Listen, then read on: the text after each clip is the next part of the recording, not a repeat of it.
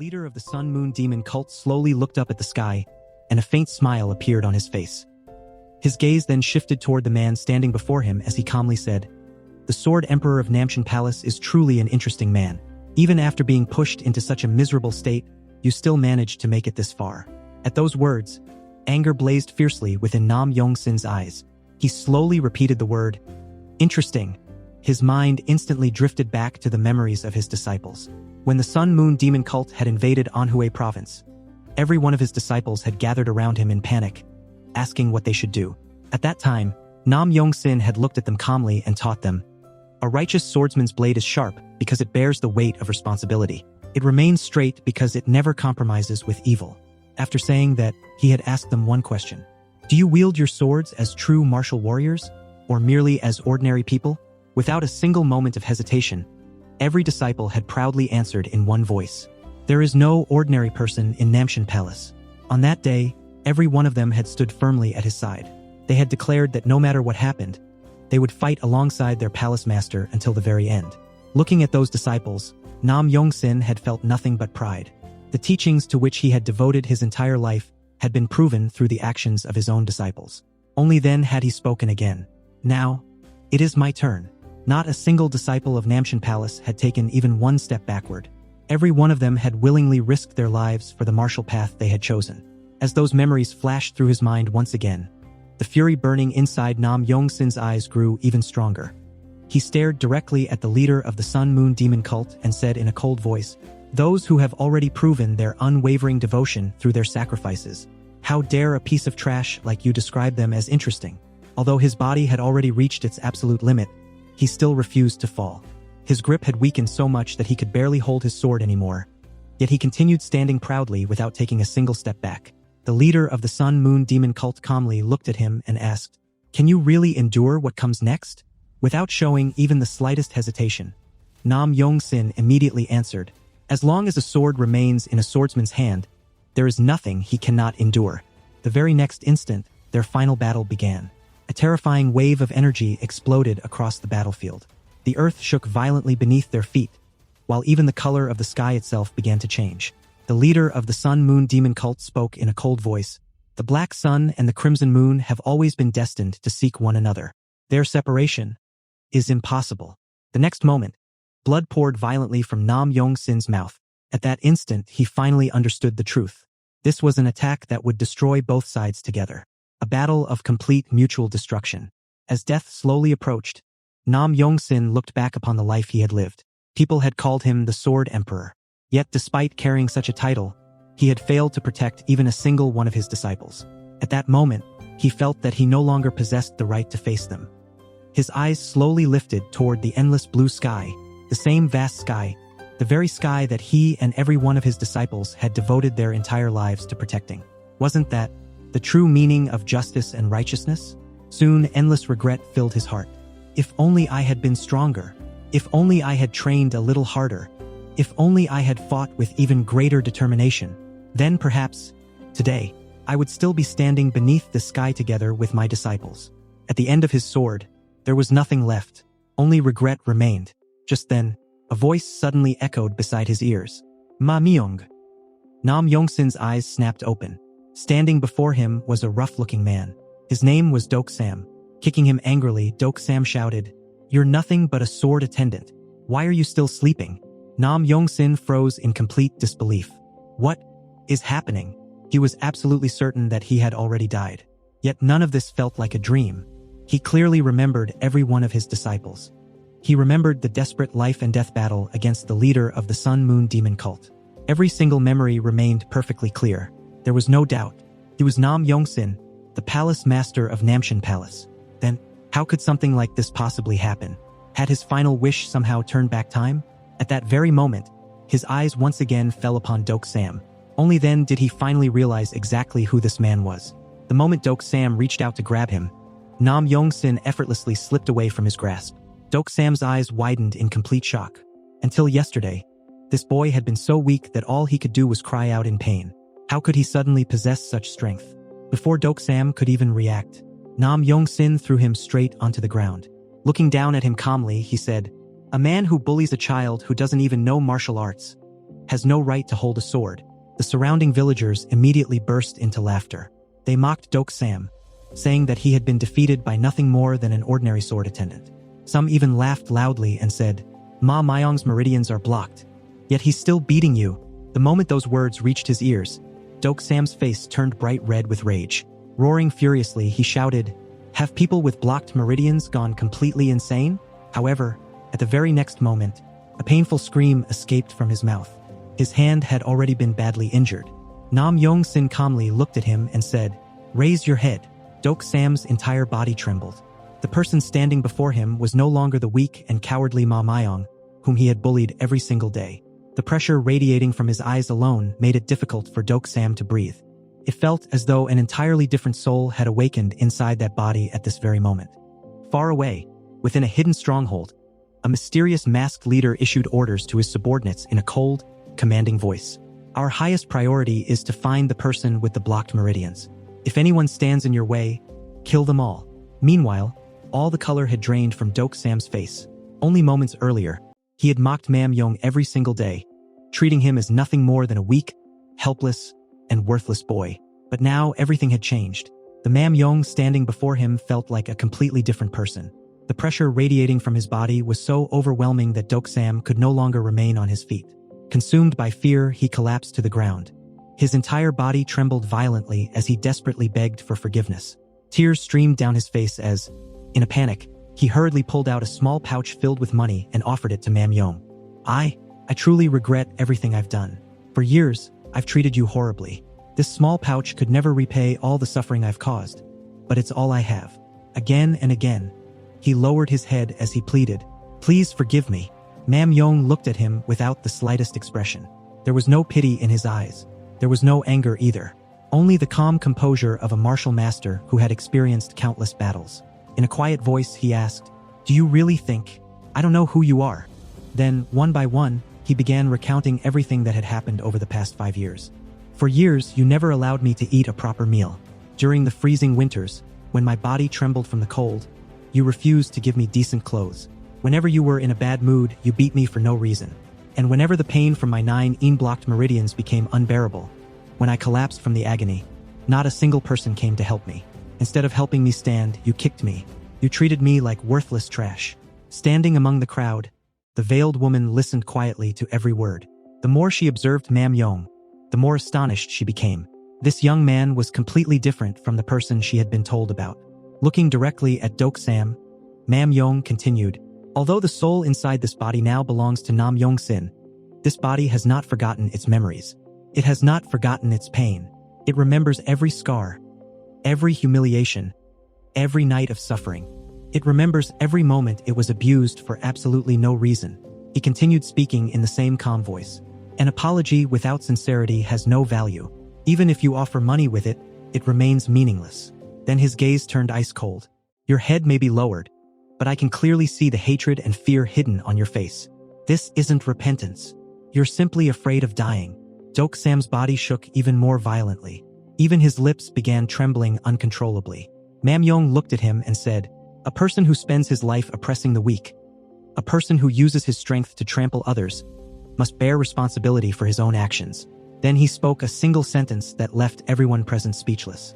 "A man who cannot bear the responsibility that comes with martial arts is not worthy of wielding a sword." The veiled woman's eyes widened. Those were no ordinary words. They were one of the fundamental teachings of the Changchan society. She couldn't understand how a boy who had supposedly never learned martial arts could know such a profound principle. Before anyone had time to think any further, terrified screams suddenly echoed throughout the entire village. People began running in every direction. Children burst into tears. Women screamed. In an instant, chaos spread everywhere.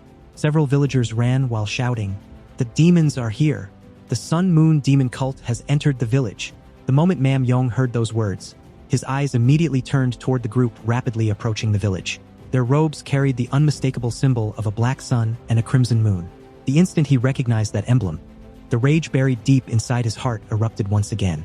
Standing before him was the very organization that had massacred countless innocent people in his previous life, the same organization that had ultimately destroyed Namshan Palace. Mam Yong could clearly feel the dense demonic chi radiating from every one of them.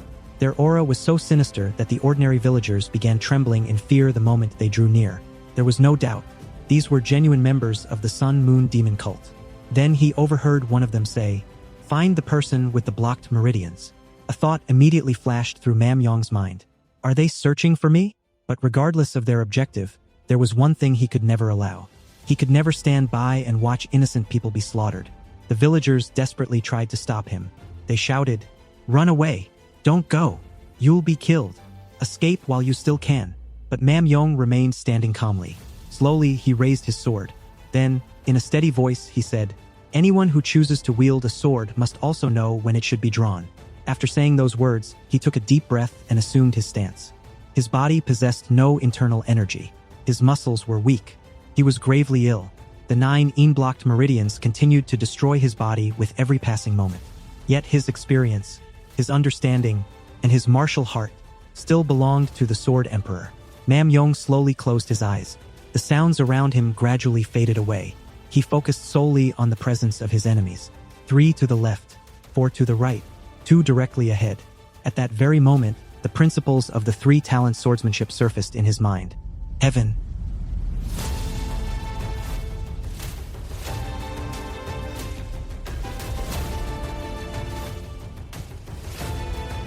Earth.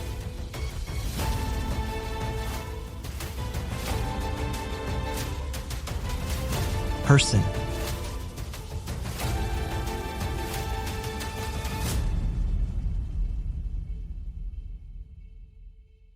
In just a few minutes, the entire area was filled with the screams of the cultists.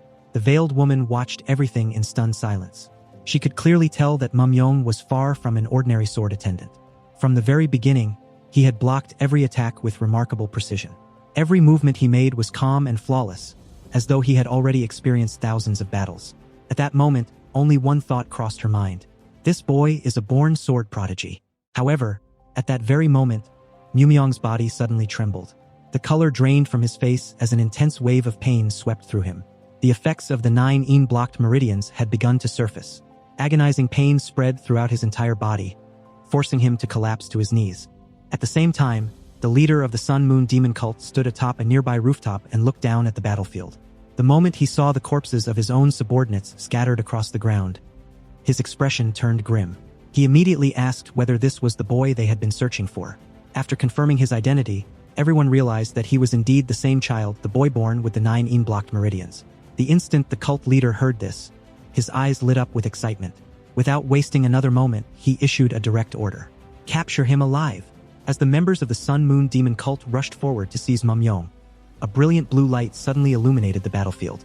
Even while enduring unbearable pain, Mam Yong sensed the overwhelming aura surrounding him. The blue light became clearer, and the expressions on the cultists' faces changed instantly. They had immediately recognized the identity of the mysterious woman standing before them. She was none other than the Black Cloud Playful Lady. None of them had expected her to appear in this place. Within moments, they realized that the Changchan Society had already learned about their mission. Even so, their leader showed no fear. He declared that completing the mission was their highest priority and ordered the others to hold her back long enough for them to capture Mam Yong. Meanwhile, Mam Yong kept his eyes fixed on the mysterious woman. The moment he witnessed her footwork, he felt a sudden jolt run through his mind. That movement looked incredibly familiar. In the very next instant, he recognized it. It was the famous footwork technique of the Namchan Palace, Infinite Step. Now he was certain that he had not mistaken what he had seen. However, a new question immediately arose in his mind. If she was not from the Namchan Palace, then how could she possibly know the Infinite Step? Before he could think any further, one of the cultists lunged forward to seize him. The woman casually flicked her hand. With an icy expression, she said, "Take your filthy hands off him. I happen to like this child." The cultist was instantly forced back. By then, Mumyong's consciousness had already begun to fade. The unbearable pain from the 9 ENG-blocked meridians continued to consume him until everything before his eyes turned black, and he finally lost consciousness. When Mam Yong opened his eyes once again, he found himself in a safe place. Sitting quietly in front of him was the same mysterious woman who had rescued him. She calmly asked, "Are you awake?" Mam Yong immediately became alert, but he soon realized that the unbearable pain from before had almost completely disappeared. His body felt much lighter than it had on the battlefield. The woman explained that she had temporarily suppressed the cold ENG produced by his 9 ENG-blocked meridians. Hearing this, countless questions filled Mumyong's mind. The 9 ENG-blocked meridians were an extremely rare condition that was usually found only in women. How could someone like him possess such a constitution? More importantly, how could this young woman have enough cultivation to suppress such a powerful condition with ease? After a brief silence, the woman introduced herself. My name is Li Siha, and I belong to the Changchan Society. Without any hesitation, she presented Mumyong with an unexpected proposal. If you become my disciple, I will teach you martial arts. More importantly, I will do everything I can to cure your 9 ENG-blocked meridians. The offer came so suddenly that Mumyong could hardly believe what he had heard. He could not understand why someone he had just met would show him such kindness. As if she had already anticipated his doubts, Li Siha continued speaking. I saw your sword. She explained that every strike he made was straight, decisive, and free of hesitation. Even when powerful enemies stood before him and death was only a single step away, he had never once considered retreating. That unwavering resolve had impressed her more than anything else. Still, one question remained in Mumyong's mind. How do you intend to cure the 9 ENG-blocked meridians? Instead of answering immediately, Li Siha took out an ancient martial arts manual. This is the Heavenly Thunder True Yang technique, she said. She explained that it was a supreme cultivation art capable of uniting the 16 Yang Qis. Her plan was to teach him this technique so that the overwhelming Yang Qi could gradually open his blocked meridians one after another. She also made one important point perfectly clear. If you were a woman, this method would never work. But because you are a man, there is still hope. Mumyong carefully considered everything she had said. He understood better than anyone that cultivating only a yang-based technique would not completely solve the problem. The yin qi within his body continued to grow at an extraordinary rate, making his condition far more dangerous than ordinary illnesses. Even so, Li Siha's explanation did not sound impossible. After witnessing the lightning-like yang qi she possessed with his own eyes, he could not simply dismiss her words. If he truly managed to overcome the 9 ENG-blocked meridians, that very curse might one day become the greatest source of strength in his future cultivation. Even then, one final question remained. Why would you choose someone like me as your disciple? Li Siha smiled faintly before answering. Do you remember what I said before? She reminded him of her belief that a person who could not bear responsibility for their martial arts had no right to wield a sword. She had no interest in accepting someone who merely knew how to swing a blade. What she truly wanted was a disciple with an upright heart and unwavering conviction. Mumyong remained silent for a moment before asking another question. What if I refuse? Li Siha answered honestly. If you refuse, the Sun-Moon Demon cult will continue hunting you. The Changchan Society will hide you somewhere safe, but your life will remain in constant danger. She then added calmly, it is easy to sacrifice one person for the greater good. But if we choose that path, we become no different from those who walk the demonic path. Anyone who can still be saved deserves to be protected. Those words deeply moved Mumyong. For the first time in a long while, he felt that this woman was truly worthy of becoming his master. After thinking carefully, he finally made his decision. I will become your disciple. Hearing his answer, Li Siha nodded with satisfaction. However, before accepting him officially, she mentioned one final matter. Your current name is too well known. If you wish to escape the eyes of the Sun-Moon Demon cult, you must take on a new identity. Upon hearing those words, Mumyong quietly reflected on both his past and his future. He had already made up his mind. In this life, he would once again restore the honor of the Namgung family and settle every unfinished debt that remained between himself, the Namchan Palace, and the Sun-Moon Demon cult. With that determination, he chose his new name, Namgung Jun. When Li Siha heard the name, she smiled with approval. Mumyong immediately bowed respectfully before her. This disciple, Namgung Jun, respectfully greets master. Li Siha accepted him as her disciple. But the touching moment lasted only for an instant. Almost immediately afterward, she announced that his training would begin without delay. Namgung Jun immediately decided that there was no reason to hide anything from his master. Without any hesitation, he repeated the same flow of qi once again, and this time as well, he completed the circulation effortlessly. Witnessing this with his own eyes, Li Siha felt an overwhelming sense of joy. Deep inside, he felt as though he had received the greatest fortune of his entire life. After finishing his cultivation, Namgung Jun expressed his desire to begin learning practical martial arts, especially swordsmanship and footwork techniques. Li Siha immediately agreed and told him that the two of them would soon return to the Changchan Society, where he would teach him the martial arts that would benefit him the most. Hearing this, Namgung Jun quietly fell into deep thought. He still remembered every martial art and technique of the Namchan Palace from his previous life.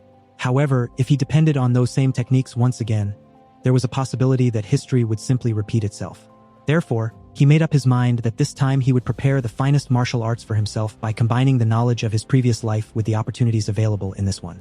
During their journey, Li Sihe also told him about the history of the Changchan Society. He explained that the organization had been established by the surviving members of countless clans and sects that had been completely destroyed by the Sun-Moon Demon cult. After listening carefully, Namgung Jun asked a question. If this organization was founded by the surviving members of families and sects that were destroyed by the Sun-Moon Demon cult, then why is its goal not to destroy the demon cult and take revenge? Li Sihe answered him calmly. The first leader of the Changchan Society believed that reigniting the flames of revenge with the lives that had been saved through the sacrifices of countless warriors would only dishonor those sacrifices. That is why he chose the path of protecting righteousness instead of pursuing vengeance. Because of that belief, the Changchan Society had preserved not only the martial arts inherited from the destroyed clans and sects, but also countless martial arts collected from throughout the entire Jianghu. Rather than allowing those techniques to disappear forever, they had been carefully protected for future generations. Li Sihe also revealed something about his own past. He told Namgung Jun that his own family had also been destroyed by the Sun-Moon Demon cult. Some of the martial arts he practiced had been inherited from his family, while the remaining techniques had been learned from the library of the Changchan Society. After hearing all of this, Namgung Jun quietly realized that the martial arts of the Namchan Palace had most likely also found their way into the Changchan Society. He reflected on the fact that more than 200 years had already passed since his previous life, yet even after such a long period of time, the Changchan Society still stood strong. That alone was truly remarkable. Li Sihe then realized that he had unintentionally begun talking about his own painful past. He apologized, but in the very next moment he smiled awkwardly and admitted that, as a master, he should probably be embarrassed for showing such weak emotions in front of his own disciple. After that, Li Sihe suddenly decided to test Namgung Jun's knowledge. Tell me about the 4 wonders of Mount Huangshan. Namgung Jun immediately answered by naming the 4 wonders: the ancient pine trees, the sea of clouds, the strange rock formations, and the hot springs. Once again, Li Sihe smiled with satisfaction after hearing the correct answer. He then explained that the Changchan Society was hidden among those 4 wonders of Mount Huangshan.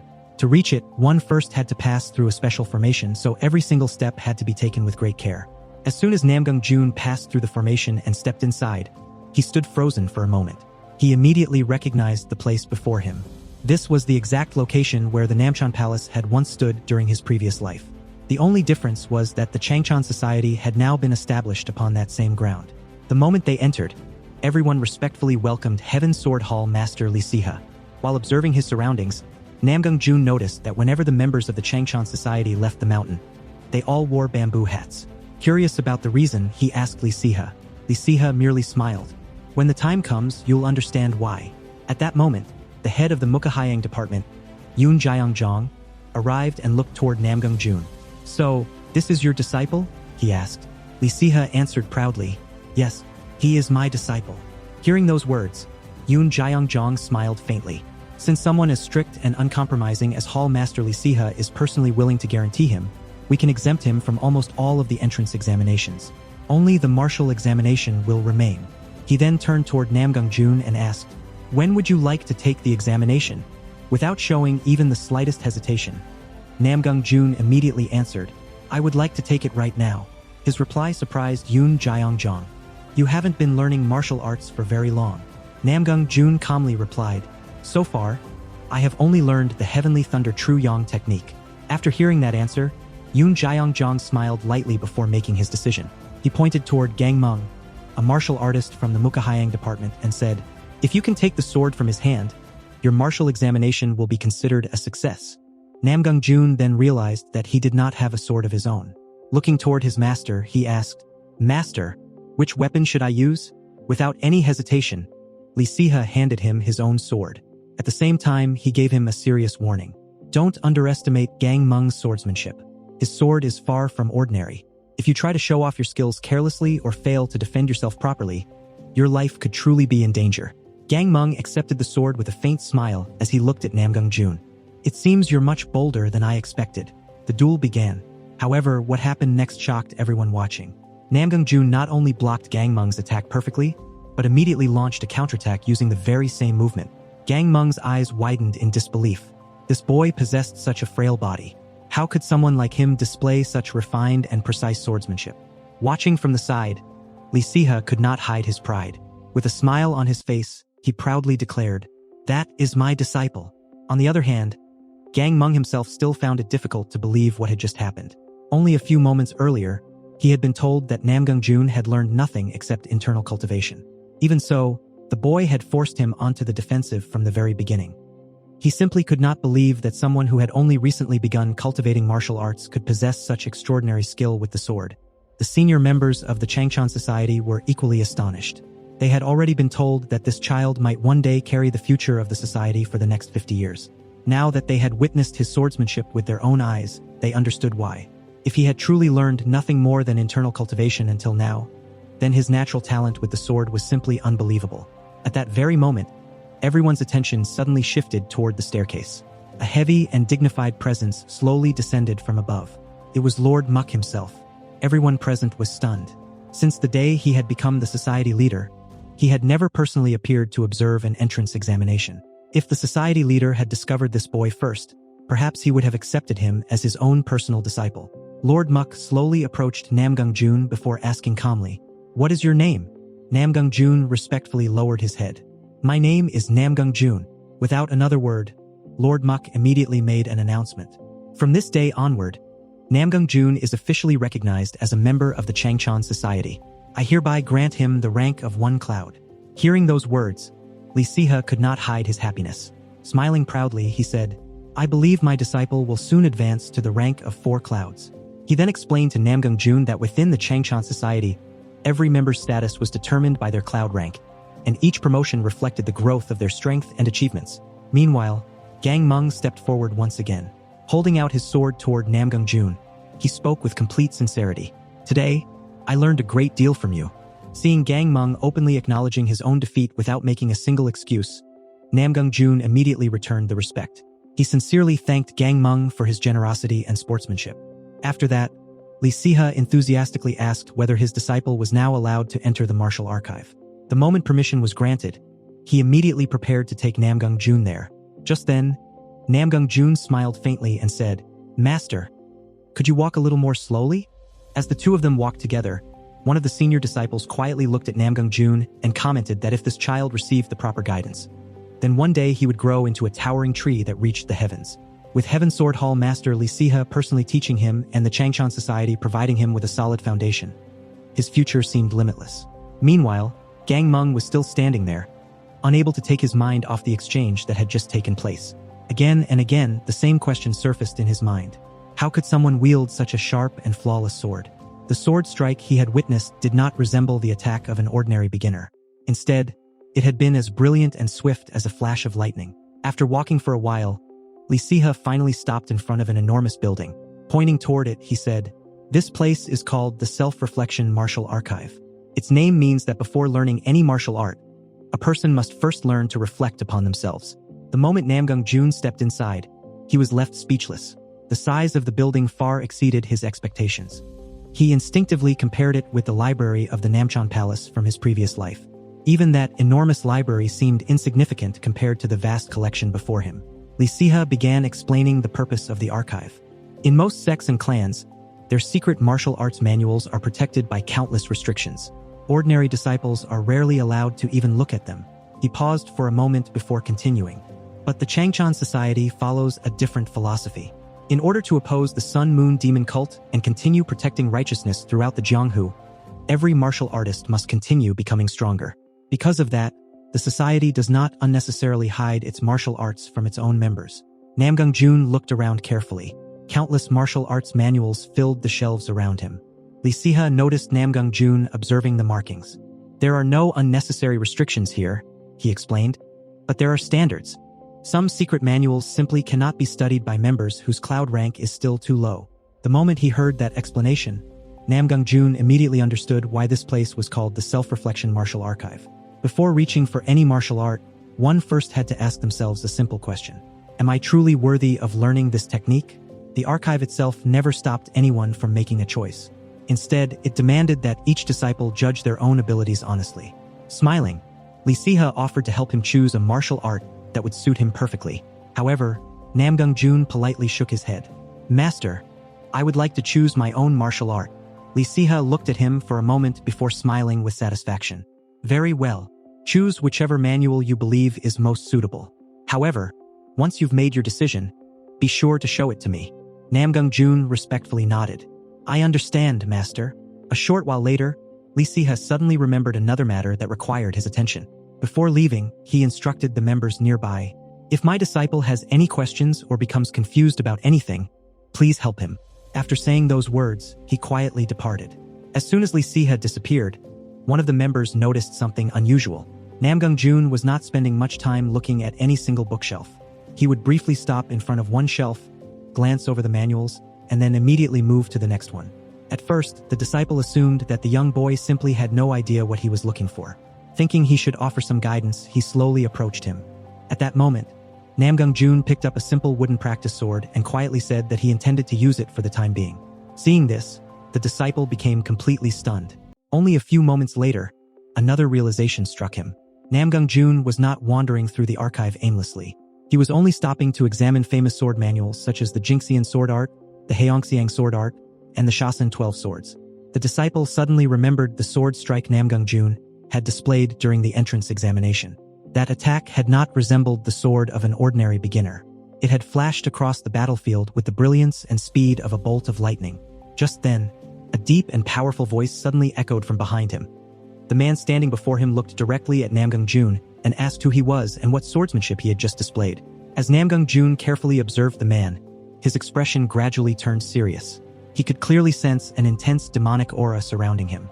For a brief moment, a thought crossed his mind. A demon has reached the very heart of the Changchan society. How is that even possible? Keeping his composure, Namgung Jun continued examining the man. Judging from the insignia he carried, he realized that he belonged to the 4-cloud rank. However, there was also the title of Black Cloud attached to him. The man, known as the Sword Demon, looked straight at Namgung Jun and asked, "What was the swordsmanship you just used? I've never seen a martial art like that anywhere inside the Self-Reflection Martial Archive." Namgung Jun could still feel the demonic chi within the sword demon's body. Even so, he could not sense any hostility from him. Therefore, without trying to hide anything, he answered honestly, "That swordsmanship is something I am still developing." The sword demon stared at him silently for several moments before nodding. "You aren't lying." A faint smile slowly appeared on his face. "Interesting, very interesting." Then he continued, "I'd like to see your swordsmanship myself. If your techniques satisfy me, I'll reward you handsomely." The disciple standing beside them immediately became anxious. "Senior, he's only a new recruit. So far, he's learned nothing except a single internal cultivation technique." Before he could finish speaking, the sword demon interrupted him coldly. "Step aside." Then he added with a sharp gaze, "Or have you gone blind?" The poor disciple wanted to explain further, but the sword demon's intimidating presence made him swallow his words. Deep inside, he could only pray that Heaven's Sword Hall Master Li Siha would arrive as quickly as possible. Meanwhile, Namgung Jun calmly accepted the proposal. "If I truly earn a reward," he looked directly at the sword demon, "then I'd like a spiritual elixir." The sword demon burst into loud laughter. "Ha ha ha, I like you already. Compared to the children these days, you're refreshingly straightforward." He then placed one condition. "I'll fight you without using my internal chi. We'll compete purely through swordsmanship." Namgung Jun answered calmly, "If you think it's necessary, you may also use your internal energy." Hearing such confidence from a boy his age, the sword demon laughed even harder. "You're completely insane." The duel began immediately. Without wasting a single breath, Namgung Jun unleashed the first technique single flash. Like a bolt of lightning, his sword shot forward. The instant their swords collided, the sword demon felt the tremendous force hidden behind the seemingly simple strike. "Excellent strength," he muttered. But Namgung Jun did not stop there. Within the same movement, he seamlessly integrated the principles of the 12 sword variations, transforming what appeared to be a single strike into multiple possible attacks. In the blink of an eye, 3 consecutive sword paths emerged from a single motion. The transformation happened so suddenly that even the sword demon was momentarily caught off guard. He's changing the structure of the technique in real time. For the first time, genuine surprise appeared in his eyes.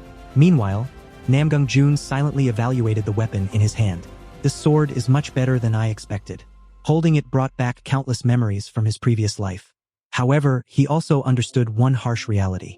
His body was still shackled by the 9 blocked meridians. Although his experience remained intact, His physical body simply could not withstand prolonged swordsmanship of this level. I have to finish this quickly. His mind instantly calculated the next attack. If I increase my speed slightly, strengthen the force, and extend the angle by half an inch, the next technique will evolve completely. With that thought, he immediately unleashed the 12th technique, Eternal Lightning Arc. The sword demon's eyes lit up. This, his face gradually filled with excitement. Now this is truly fascinating. For the first time in a long while, genuine excitement surged through him. He could now clearly see the direction in which Namgung Jun's sword path was evolving. At the same moment, Namgung Jun reached complete clarity. The sword itself isn't lightning. I must become the lightning. That was the true path of the sword. Without any hesitation, he stepped forward and executed the 13th technique, Single Bolt of Thunder. The moment the attack descended, the sword demon's expression completely changed. For the very first time during the duel, he instinctively released a trace of internal chi. He immediately realized the truth. A mere child had pushed him to the point where he was forced to rely on internal energy. There was no longer any room for denial. Looking at Namgung Jun, he sincerely admitted to himself, this boy possesses the sword talent of a true monster. The duel finally came to an end. The sword demon slowly lowered his sword while looking at Namgung Jun with undisguised admiration. The swordsmanship I witnessed today, he said calmly, develops in such an organized and natural progression that it can no longer be considered an incomplete technique. It deserves to be called an entirely new sword art. He paused for a moment before asking, are there 13 techniques in total? Namgung Jun nodded. Yes. The sword demon looked at him with curiosity. Then what is the name of this swordsmanship? Without the slightest hesitation, Namgung Jun answered, the 13 Thunder Lightning Swords. The moment those words were spoken, everyone standing nearby fell silent. They had witnessed the entire battle with their own eyes. During his duel against the sword demon, Namgung Jun had continuously refined his techniques, altered their forms, and completed entirely new sword paths in real time. No matter how they looked at it, this swordsmanship had already reached the level of at least a 3-cloud martial art. The sword demon smiled broadly. I like you, boy, he continued. When you have the chance, come to Mukrian Hall. Hearing those words, Namgung Jun quietly repeated the name to himself. Mukrian Hall. Just then, Heaven Sword Hall Master Li Siha arrived. The moment he saw the sword demon standing before his disciple, his expression darkened immediately. When did Mukrian Hall begin stealing other people's disciples? The sword demon shrugged casually. I simply like the boy. So what's the problem? Li Siha answered without even a second of hesitation. He's my disciple. No one is taking him away. The sword demon showed no intention of backing down. Being your disciple doesn't concern me. If this turns into a fight, I don't mind. The atmosphere instantly became tense. The pressure released by the two hall masters caused everyone nearby to hold their breath. Neither of them seemed willing to give way. At that very moment, Namgung Jun stepped forward. Respectfully bowing his head, he spoke in a calm voice. Please, both of you should stop. His words surprised everyone. Then he said something even more unexpected. I'll go to Mukrian Hall. For an instant, complete silence spread through the martial archive. Everyone looked toward him in disbelief. However, before anyone could misunderstand him, Namgung Jun calmly continued, not now. When the proper time comes, I'll only visit Mukrian Hall occasionally to spar with the sword demon senior. The people surrounding them looked at each other in complete confusion. What exactly is this boy saying? Even the sword demon stared at him blankly for a moment. Then suddenly, he burst into laughter. Ha ha ha. I've truly found an interesting child. Still smiling, he pointed at Namgung Jun. Don't make me wait too long. As he turned around to leave, he casually tossed a small wooden box toward Namgung Jun. Namgung Jun instinctively caught it. Without another word, the sword demon disappeared. Watching his departing figure, Li Siha shook his head helplessly. That man. He's exactly the same as always. Namgung Jun looked down at the wooden box in his hands. What is this? Li Siha smiled. The reward he promised. It's called the White Crane Pill. He then explained. For someone like you, who has only recently begun cultivating internal energy, the White Crane Pill is an extremely precious spiritual elixir. A moment later, Li Siha suddenly remembered something. By the way, what did you mean earlier when you said you'd visit Mukrian Hall? Are you not planning to enter Heaven Sword Hall directly? Seeing Namgung Jun's slightly puzzled expression, Li Siha immediately explained. Every new disciple first enters the One Cloud Quarters. There, all new recruits compete against one another. Only those who achieve the highest results earn the right to choose whichever hall they wish to join. So even though you're already my disciple, I can't simply bring you into Heaven's Sword Hall whenever I want. Namgung Jun smiled confidently. Then there's nothing to worry about. I'll simply win. And then I'll choose Heaven's Sword Hall. Li Siha looked at him for a moment before smiling with satisfaction. That night, Namgung Jun quietly sat alone and began cultivating. Not long afterward, a painful groan escaped his lips. The moment the white crane pill entered his body, the backlash from his 9 blocked meridians immediately intensified. Agonizing pain spread throughout every part of his body. However, he had already discovered something. Whenever the backlash occurred, if he carefully protected himself with the solar yang qi produced by the heavenly thunder true yang technique, the pain became noticeably weaker. At the same time, every cycle of cultivation steadily strengthened the heavenly thunder true yang technique itself. Namgung Jun quietly analyzed his own condition. Once I accumulate enough internal energy, I'll finally be able to open my first acupoint. However, he immediately warned himself. I must not rush. Even the smallest mistake during cultivation could lead to qi deviation. His body could never be transformed overnight. Therefore, he made another decision. Beginning tomorrow, I'll focus on strengthening my physical body first. The following day, the instructors of the Changshan Society gathered to observe the newest recruits. One elder looked across the training ground and commented, "It seems we've accepted quite a large number of disciples this year." Another elder nodded. Everyone worked hard to recruit them. There are quite a few talented youngsters among them as well. Watching the recruits train diligently brought satisfaction to everyone present. Before long, one elder pointed toward a young woman. "Who is she?" Another instructor answered, "Her name is Dan Sohee. Many believe she'll become a hall master in the future." However, another elder calmly added, "The rising star of Shangxi, Baek Richong, still appears to be one step ahead of her." At that moment, another instructor noticed something unusual. His attention shifted toward Namgung Jun. Instead of practicing swordsmanship alongside the others, he was only performing basic physical conditioning exercises. The elder frowned. "What's he doing?" Another instructor shook his head. "Shouldn't he have completed this kind of training before coming here? Even finding enough time to practice swordsmanship is already difficult." One elder, however, continued watching Namgung Jun quietly. A faint smile appeared on his face. The true winner will only be decided once the competition begins. Finally, the instructors reached a decision. Since the number of recruits was unusually large this year, their placement examination would be conducted as a sparring tournament. Preparations immediately began. 3 days later, the sparring tournament officially began. The training grounds were filled with excitement as the new recruits gathered together. The disciples standing around whispered among themselves, "The tournament is finally starting. Let's see how many promising talents this year's batch produces." Soon, the examiner stepped onto the arena and announced, "The first sparring match will now begin. All participants, please take your positions." For the opening match, 2 names were called. Dan Sohee, Namgung Jun. As soon as they entered the arena, Dan Sohee looked directly at Namgung Jun and spoke confidently. "I won't go easy on you just because you look weak. So prepare yourself." Hearing those words, Namgung Jun blinked in slight confusion. "Weak?" He quietly repeated the word to himself before giving a small smile. Dan Sohee slowly drew her sword. "I'll give you time. Draw your sword." Namgung Jun calmly shook his head. "There's no need."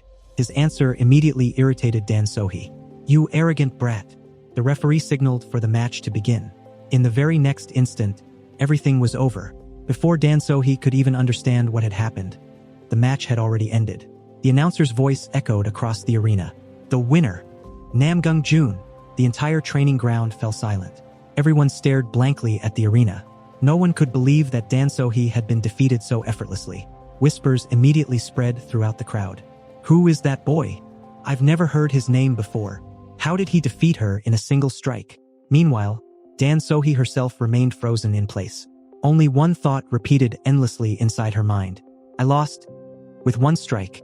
After this, the announcement for the next match was made. Suddenly, the crowd became excited. Everyone started saying that the rising star of Shangxi had arrived. The announcer called out his name, Baek Richong. As soon as the match began, his opponent stood in front of him and noticed that Baek Richong did not even draw his sword. Angered by this, he wondered if Baek Richong considered him so weak. But in the very next moment, everything was over. With a single strike, his opponent was defeated. The people around them erupted in excitement as Baek Richong won with just one attack. The announcer immediately declared Baek Richong the winner. At the same time, Namgung Jun felt Baek Richong's gaze fall on him for a brief moment. He was slightly surprised and wondered if Baek Richeong had actually noticed him. On the other hand, Baek Richeong smiled to himself after seeing Namgung Jun. He had become interested in this boy, but he also made up his mind that no matter who stood in front of him, he would not hand victory to anyone. Everyone had expected Baek Richeong to reach the finals, but as soon as Namgung Jun's name began to spread, the entire Changshan society was astonished. No one had ever heard his name before. People kept asking each other who Namgung Jun was and where he had come from. There had never been any discussion about such a powerful swordsman, making the situation seem even more unusual. At the same time, Heaven's Sword Hall Master Lee Siha arrived and looked around at the atmosphere with a faint smile. Since Namgung Jun was already his disciple, this outcome did not surprise him at all. Finally, the day of the finals arrived. Despite his weak appearance, Namgung Jun had impressed everyone with his swordsmanship. On the other side, Baek Richeong remembered the sacrifice of his family and swore to himself that he would not lose this match under any circumstances. At that moment, Iron Tower Hall Master Dan Jung stepped forward as the referee and instructed both opponents to fight with respect. As soon as he signaled the start of the match, Baek Richeong thought that Namgung Jun's true strength lay in using a heavy sword, so he decided not to give him any opportunity to draw one. However, in the very next moment, Baek Richeong's entire plan fell apart. Namgung Jun effortlessly avoided every attack directed at him. Then, adjusting his footing, he used the first form of the 13 Thunder Lightning Swords One Flash. Seeing this, Baek Richeong was shocked. He could not understand how someone with such a weak body could unleash such tremendous power. During the match, he asked Namgung Jun, "Isn't your main weapon a heavy sword?" Namgung Jun calmly replied that one should always keep a hidden card in Jianghu. Hearing that, Baek Richeong laughed and accepted his defeat without any hesitation. He openly admitted that it had been an excellent match. Throughout the entire tournament, Baek Richeong had defeated every opponent with a single strike. Yet this time, he accepted defeat himself, leaving the entire arena silent. After that, it was officially announced that the winner of the sparring tournament was Namgung Jun. As his reward, he received a 300-year-old Hashu W spiritual elixir. Namgung Jun respectfully accepted the reward. Seeing his calm reaction, the people around him were surprised once again. Even after receiving such a precious spiritual elixir, there was not the slightest trace of greed or excitement on his face. At the same time, the hall master of Bison Hall invited him to join his hall. He explained that Bison Hall was considered the strongest among the 10 halls, and if Namgung Jun wished to become a sword lord in the future, there could be no better place to begin. The title of sword lord was the position respected by the sword fragrance department of the Changshan Society and all 10 halls alike. Namgung Jun understood that if he wished to face the Sun Moon Demon cult in the future, he would have to reach the level of a sword lord. But that was not the end of it. Suddenly, Sword Demon Senior stepped forward and announced that Namgung Jun had already decided to join Mukrian Hall. Hearing this, Namgung Jun himself was shocked because he had never said such a thing. Sword Demon Senior laughed and said that after such a long time, he had finally found an interesting youngster who had made even his blood boil with excitement. At the same time, Jongpa Hall also offered Namgung Jun its full support. The moment that proposal was made, many hall masters began arguing among themselves. Some insisted that Namgung Jun should join Mukrian Hall, while others argued that no one could decide his future without his consent. Then Heaven's Sword Hall Master Lee Siha stepped forward and clearly stated that Namgung Jun was already his disciple. As soon as the other hall masters heard those words, they understood the real reason behind Lee Siha's confidence. Some of them also noticed the faint aura of the Heavenly Thunder True Yang technique flowing from Namgung Jun's body. Finally, Namgung Jun respectfully bowed to everyone and said that he was grateful for all of their offers, but he would only join Heaven's Sword Hall. After this, it was officially announced that One Cloud had granted Namgung Jun permission to enter Heaven's Sword Hall. In this way, Namgung Jun finally arrived at Heaven's Sword Hall. However, instead of being welcomed with flowers, he was greeted by a new challenge. An elderly man standing before him said that he had heard a great deal about Namgung Jun's talent. He had also heard that Namgung Jun possessed extraordinary speed with the sword. Now, he wanted to see for himself whether Namgung Jun was truly a worthy new disciple or merely an inexperienced youngster. Namgung Jun smiled calmly and replied that the true language of a swordsman is his sword. Hearing this, the senior disciple told him to draw his sword and step forward. Both of them took their positions. The very next moment, their swords collided, and the sparring match began at such an incredible speed that even the spectators were caught by surprise. Suddenly, after noticing Namgung Jun's footwork, the senior disciple was visibly shocked. He immediately recognized it. It was the infinite step. He could hardly believe that a disciple who had only just joined Heaven's Sword Hall had already learned such an advanced movement technique. Meanwhile, the spectators watched the sparring with great interest. The tradition of Heaven's Sword Hall was for all the senior disciples to pressure a new disciple together so that the newcomer's true abilities would naturally be revealed. However, instead of shrinking under that pressure, Namgung Jun drew his sword from the very beginning and fought with complete confidence. Even the disciples watching nearby were astonished that he was able to compete evenly against an experienced disciple like Gung Jun Am. Not only that, he was not falling behind in speed either. As the match continued, everyone gradually realized that Namgung Jun was not merely keeping up with Gung Jun Am. Little by little, he was actually increasing his own speed.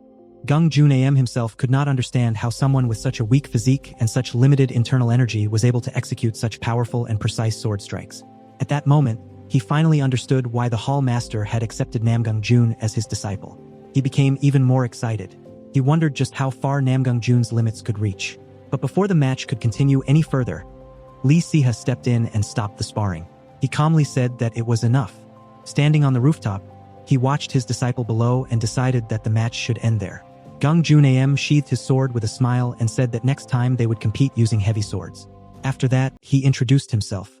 He said that his name was Gung Jun Am, and that he hoped they would get along well in the future. Namgung Jun also introduced himself respectfully and said that he hoped to learn many things from him. Soon after, the other disciples of Heaven's Sword Hall gathered around Namgung Jun.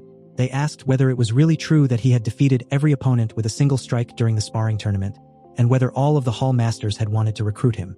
Some of the disciples laughed and remarked that although he was the youngest disciple, he did not seem like a junior at all. Instead, they felt as though they would have to learn from him.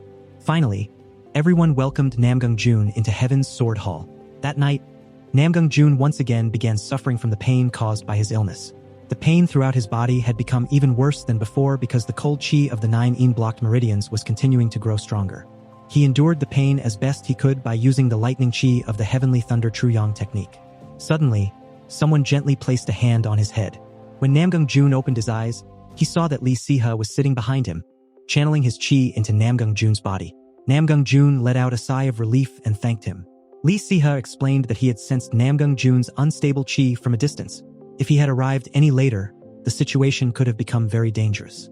Namgung Jun replied that he would have to improve his mastery of the Heavenly Thunder Truyong technique as quickly as possible. Lee Siha then explained that from this point onward, the power of the 9 ENG-blocked Meridians would continue to increase at an even faster rate. After hearing that, Namgung Jun respectfully requested permission to consume the 300-year-old Hashu W spiritual elixir. Lee Siha remained silent for a few moments before smiling.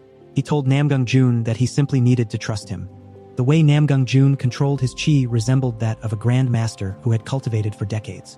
The next moment, Lee Siha witnessed the entire power of the Hashu W spiritual elixir being absorbed into the Heavenly Thunder Truyong technique without losing even the slightest bit of its energy. He was completely stunned because, throughout his entire life, he had never seen anyone absorb 100% of a spiritual elixir's power. At that moment, he accepted wholeheartedly that despite being born with the 9 ENG-blocked Meridians, Namgung Jun truly possessed monstrous talent. After the cultivation session was finished, Lee Siha said that Namgung Jun's progress was so rapid that he could immediately take a promotion examination.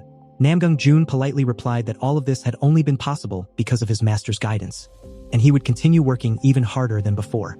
Lee Siha told him to get some rest and then left the room. However, as he walked away, the circulation of energy and the martial principles he had observed during Namgung Jun's cultivation continued to replay in his mind.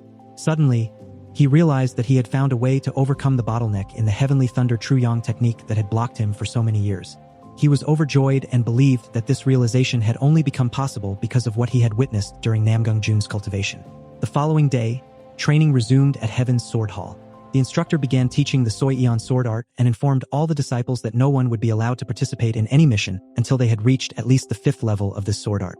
After giving his instructions, he ordered everyone to practice according to the prescribed forms. While the other disciples were still trying to understand the technique for the first time, Namgung Jun successfully demonstrated it in a single attempt. The entire training ground fell silent. Everyone found it impossible to believe that someone could master a technique the very first time they saw it. Some disciples guessed that perhaps the Hall Master had already taught him this sword art because he was his direct disciple. Then someone remembered seeing the Hall Master leaving Namgung Jun's room the previous night.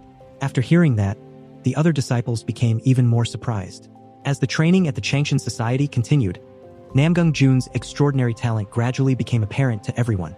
The instructor called him over and asked whether Heaven's Sword Hall Master had been giving him secret training. Namgung Yun calmly denied it. After that, he said that there was no longer any need for him to spend time practicing the ordinary sword forms and that he was ready to learn the great extension sword technique directly. The instructor was astonished to hear those words because Namgung Jun had understood the sword form the very first time he had seen it. Everyone believed that even the current hall master had not possessed such ability at that age. They all reached the same conclusion. Namgung Jun was truly an extraordinary genius, and his understanding of the sword had already reached an exceptionally high level. At the same time, however, some people became concerned that if he continued progressing at this pace, the rest of the disciples in the hall would be left far behind. The other elders, however, said that Heaven's Sword Hall needed talented disciples like him, and that his talent was a matter of pride for the entire hall. In the end, everyone agreed that if even the youngest disciple was advancing so quickly, then the rest of them would simply have to work even harder than before. After that, the instructor decided to teach Namgung Jun the great extension sword technique and instructed him to observe every movement carefully. Namgung Jun respectfully lowered his head and replied that he was ready to receive his guidance. At the same time, an important meeting was being held inside the Grand Assembly Hall of the Changshan Society. The discussion centered on the situation in Jiang Province, where unorthodox factions had been disappearing one after another. According to the latest information, the Iron War Camp was responsible for the entire incident. The matter had become so serious that even the issue of the Hustak shape was brought up during the discussion. Finally, the name of one Cloud disciple Namgung Jun of Heaven's Sword Hall was brought up as the last agenda item. The question was whether he should be allowed to participate in missions throughout Jianghu. Some believed that rescuing him from the Sun Moon Demon cult had been the correct decision, but sending him out into Jianghu again would place him in unnecessary danger. Many people reminded the assembly that Namgung Jun had been born with the 9 ENG-blocked meridians, making his life constantly vulnerable. They argued that Heaven's Sword Hall Master had risked everything to save him, so there was no reason to send him back into danger. Furthermore, Namgung Jun had already learned the Heavenly Thunder Truyong technique, and if the Sun Moon Demon cult learned of this, they would undoubtedly try to capture him at any cost. Finally, everyone's attention turned toward Heaven's Sword Hall Master Li Siha, and they asked for his opinion. Without any hesitation, Li Siha replied that he did not believe Namgung Jun was someone who should spend his entire life being protected. He remembered Namgung Jun's own words from their first meeting that anyone who could not take responsibility for his martial arts did not even deserve to hold a sword. Li Siha said that such a disciple lived according to justice and righteousness, and possessed the potential to become the divine sword of the Changshan Society in the future.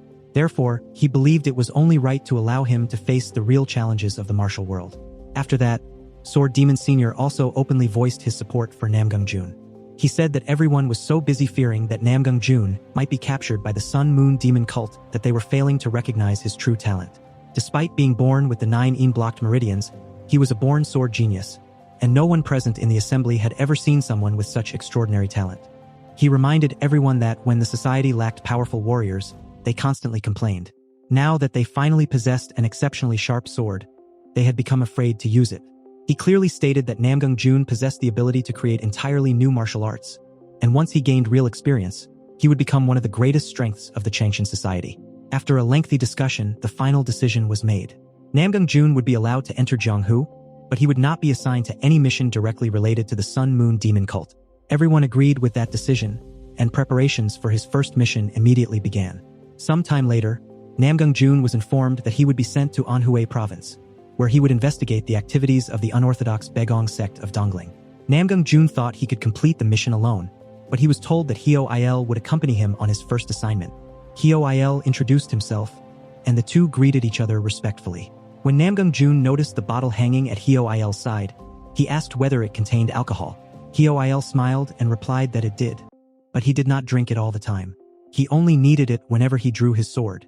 Hearing this, Namgung Jun became even more cautious. The two of them first headed to the marketplace to gather information and learn about the local situation. There, Namgung Jun saw several unorthodox martial artists mercilessly beating an old man. They repeatedly demanded that he repay his debt and threatened that if he could not pay, he should hand over his daughter instead. The old man continued begging for mercy and asked them to give him more time, but they refused to listen. Just as they ordered him to be quiet once again, and the old man cried out for help, Namgung Jun stepped forward and said in a calm but firm voice, "Stop!" The unorthodox martial artists turned toward him with mocking smiles and asked who he was.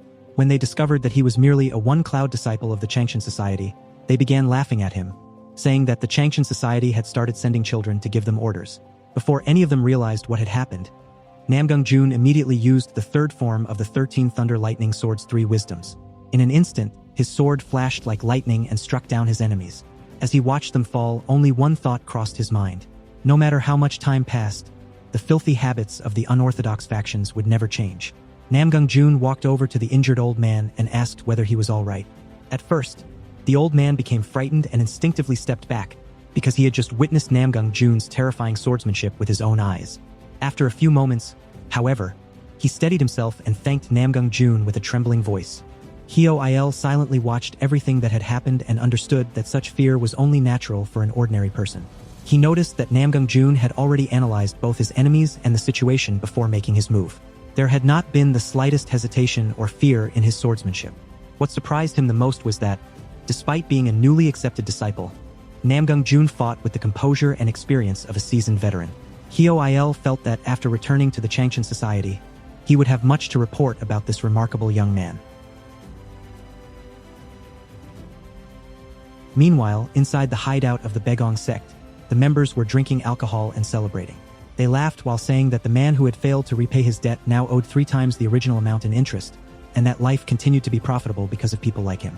They also said that if they handed over the commoners they had captured to Old Man Sango, they would earn even more money. Suddenly, a cold voice echoed through the hideout. "You people fill your stomachs by sucking the blood of innocent people." Everyone turned around in surprise. Standing before them was Namgung Jun, dressed in the robes of the Changshan Society. At first, they laughed after seeing that only one person had appeared and immediately ordered everyone to attack together. But in the very next moment, Namgung Jun rushed toward them like a bolt of lightning. His sword moved so quickly that none of them could even see the attack. Several people fell to the ground in a single strike, screaming in pain. Whoever stood before him was defeated. Watching them fight, Namgung Jun uttered only a single sentence. "How foolish!" The members of the Begong sect became even more enraged after hearing those words. Calling Namgung Jun an arrogant brat, they all rushed toward him at once. However, their condition only became worse. Within moments, many of their weapons had been shattered. Some had their arms severed, while the rest retreated in fear. Finally, the sect leader himself stepped forward and declared that he would personally deal with this young boy. Meanwhile, Hyo Il watched the scene with a faint smile and thought that this junior was making his senior work far too little. Namgung Jun told Hyo Il that he had heard he was an expert in tracking techniques. Therefore, while Namgung Jun kept the enemies occupied, Hyo Il should rescue the people who had been taken prisoner. Hyo Il asked whether Namgung Jun could really handle everyone alone because the situation was extremely dangerous. Namgung Jun answered without hesitation that the safety of the innocent people came first. Hearing those words, Hyo Il became completely convinced that the Hall Master had made the right decision in sending Namgung Jun on this mission without any further testing. This young man possessed not only strength but also the character of a true swordsman. After that, Hyo Il freed all the prisoners and reassured them that the Changshan Society had arrived and that they no longer needed to be afraid. Meanwhile, the members of the Begong sect could not believe what they were witnessing. Their sect leader was being forced backward continuously, and none of them could understand how someone so young could wield such terrifying swordsmanship. To them, it felt as though a demon who had trained with the sword for decades was standing before them. Finally, the sect leader made one last threat. He declared that if Namgung Jun did not surrender immediately, he would kill every commoner being held captive. Namgung Jun remained completely calm. He replied that everything had happened exactly as he had expected. There would not be a single prisoner left because he had not come alone. Hearing those words, the sect leader panicked and immediately began begging for mercy. But it was already too late. Namgung Jun's sword had already reached him before he even realized it. The sect leader never understood when the attack had been launched. Namgung Jun calmly said that once the sword had already been drawn, it was always too late to react. At that moment, the old man used the twin palm strike technique. Namgung Jun immediately responded with the heavenly thunder palm technique. The old man was shocked. He could not believe that a boy who was not even 20 years old had stopped his powerful palm technique so easily. Only one question filled his mind. Who exactly was this young man? Then his eyes fell upon the one cloud insignia on Namgung Jun's robes. He sneered and mocked him, saying that a mere new disciple had ruined everything. After hearing those words, Namgung Jun realized that the Begong sect was not simply a group of ordinary criminals. There was someone much bigger standing behind them. He calmly said that if that was truly the case, then the old man should forget about retiring for the time being and first tell him everything about the organization behind him. The old man became furious after hearing those words and immediately attacked again. Each time, Namgung Jun countered him using the heavenly thunder palm technique he had learned from the martial archive. At that same moment, a strange message appeared before Namgung Jun. informing him that he had accumulated karmic energy. Meanwhile, the old man's greed grew stronger after sensing the rich yang qi within Namgung Jun's body. When Namgung Jun noticed that the old man's internal energy was unstable, he asked whether he had cultivated some cheap demonic martial art. The old man became even more enraged. Deep inside, he wanted only one thing. If he could seize Namgung Jun's solar yang qi, he believed he would immediately reach the peak realm. Driven by that greed, he revealed everything himself. He admitted that he had joined the Begong sect under the Sun Moon Demon cult and, in return, had received the demonic cultivation technique known as the Heaven's Devouring Art. After hearing that confession, Namgung Jun realized he had already obtained all the information he needed.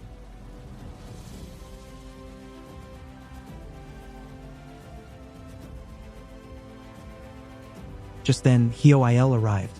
Looking at the scene around him, he smiled and remarked that during his very first mission, his junior had ended up doing more work than his senior. He then recognized the dead old man. He explained that this was Old Man Sango, the man who had worked for the Sun Moon Demon cult for many years and had served as one of its key agents. While searching his body, Hioil discovered a hidden ledger concealed inside his clothes. The moment Namgung Jun saw it, he immediately realized that it was no ordinary account book. Just then, one of the rescued children ran toward him in tears. The child explained that before the Changshan Society had arrived, several people had selected many of the imprisoned children and taken them somewhere else. His elder sister had been among those children. Joining his hands together, the child begged Namgung Jun to save both his sister and the others as well. After examining the ledger, Namgung Jun realized that his suspicions had been correct. The records clearly showed that the children had been sold to the Sun Moon Demon cult. Namgung Jun immediately prepared to pursue them. However, Hioil stopped him. He explained that their mission had already been completed and that everything beyond this point would be handled by the Changshan Society itself. Namgung Jun looked at him in surprise and asked why they could not continue. Hioil answered helplessly that strict orders had been issued forbidding Namgung Jun from participating in any mission involving the Sun Moon Demon cult. As soon as he heard that, Namgung Jun understood that the society was deliberately trying to keep him away from the Sun Moon Demon cult.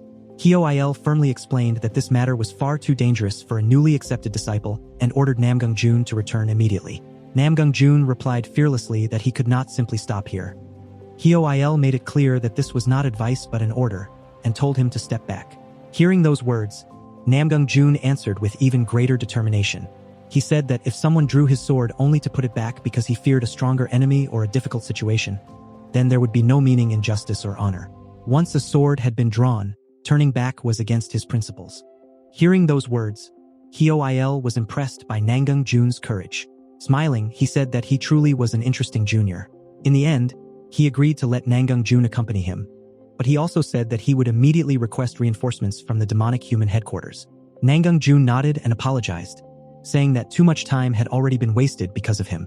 He then asked whether it was still possible to catch up to the enemies.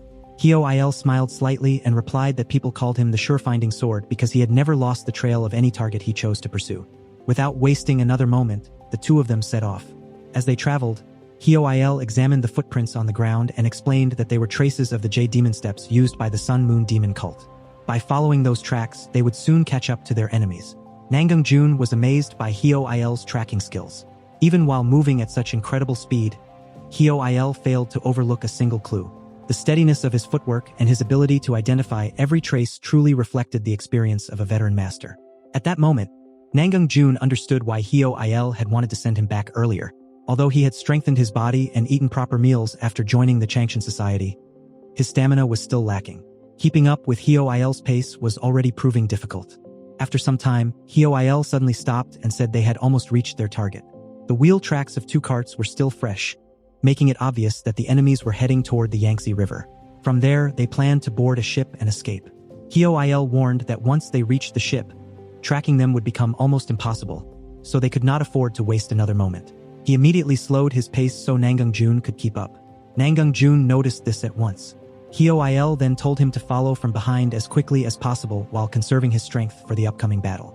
Hearing that, Namgung Jun silently decided that once this mission was over, he would learn the body protection scripture no matter what.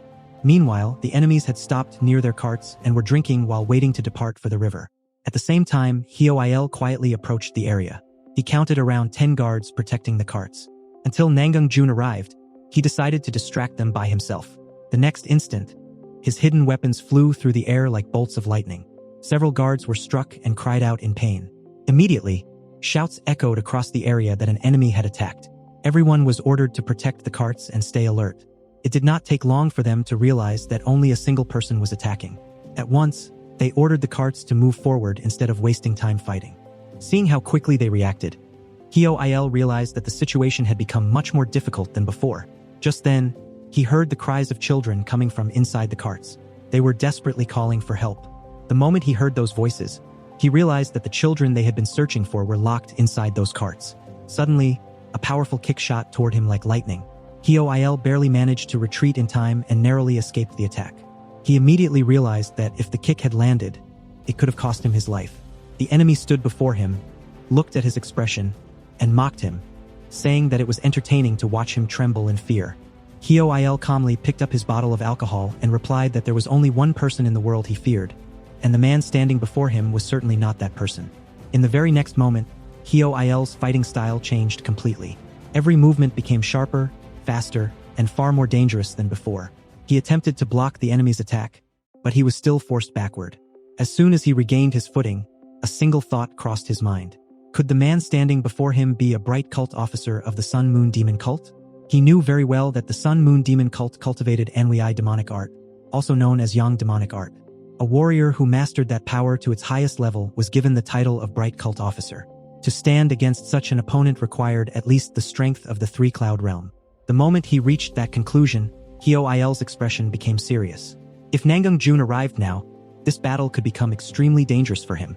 Meanwhile, the enemy continued mocking him, calling him nothing more than a rat running for his life. Hyo-il suddenly turned and tried to seize the opportunity to escape, believing it was his only chance. However, his movement was stopped immediately.